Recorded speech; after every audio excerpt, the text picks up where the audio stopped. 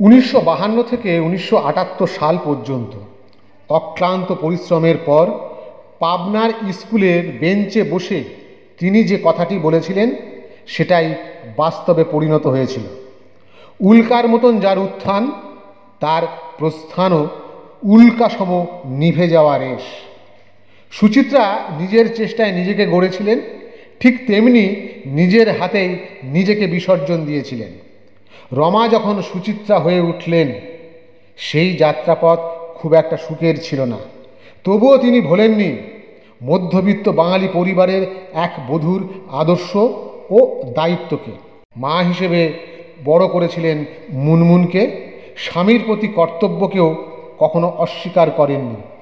যদিও তাদের দাম্পত্য খুব একটা ভালো ছিল না, দুজনে আলাদা থাকতে শুরু করেছিলেন, তবুও তিনি কোনোদিন বিবাহ বিচ্ছেদ ঘটাননি। স্বামী যখন মারা যায় আমেরিকায়, তিনি তার মৃতদেহ দেশে ফিরিয়ে এনেছিলেন।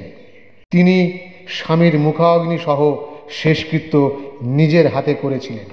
তিনি একটা সময় বাংলা ইন্ডাস্ট্রিকে শাসন করেছিলেন। তার অবসরের নানান কথা, নানান গল্প শোনা যায়। কেন তিনি চিত্রতারকার জীবন থেকে স্বেচ্ছায় অবসর নিয়েছিলেন, তার কারণ আজ জানা যায়নি। বছরের পর বছর তার ফ্যানেরা তাকে নিয়ে আকাশ কুসুম ভেবেছে।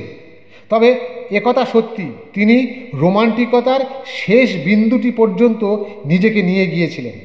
কে জানে এমন নায়িকা বাঙালি কি আর পাবে? আজ এইটুকু। ধন্যবাদ।